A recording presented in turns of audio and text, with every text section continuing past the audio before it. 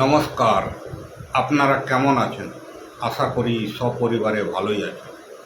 আপনাদেরকে এমন একটি টোটকা শেয়ার করতে এসেছি, যে টোটকার মাধ্যমে আপনি আপনার জন্ডিস রোগ খুব শীঘ্রই সারিয়ে ফেলতে পারবেন। তবে চলুন ভিডিওটি বড় না করে ভিডিওটি দেখা নেওয়া যাক। আদিবাসী মণিমন্তা রান টোটকা, আমি সঙ্গে জগদীশ।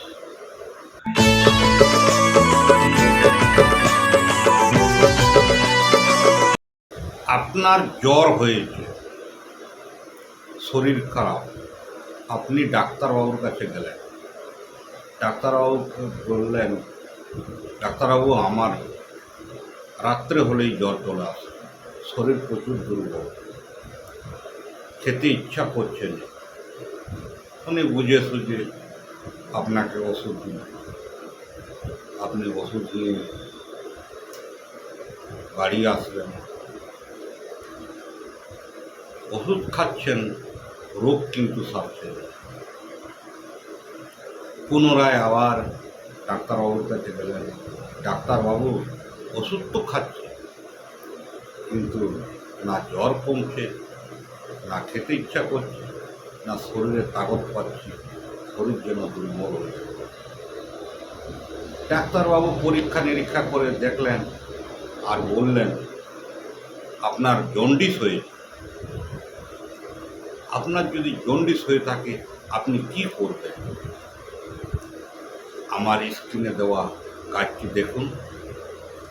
এই গাছটির নাম হচ্ছে টগর কড়াইয়ের গাছ। প্রতিদিন সকালবেলা এই গাছের পাতা 5টি করে তুলে নেবে, ভালো করে জলে ধুয়ে পরিষ্কার করে জল দিয়ে বেটে ফেলে, আর খালি পেটে শরবতের মতন করে খান। মিনিমাম 21 দিন খাবেন। দেখবেন 4-5 দিন খাওয়ার পরেই আপনার শরীর অনেকটা সুস্থ হয়ে যাবে। সুস্থ হবার পরেও যদি 2-5 দিন আপনি খান, কোনো প্রবলেম নেই,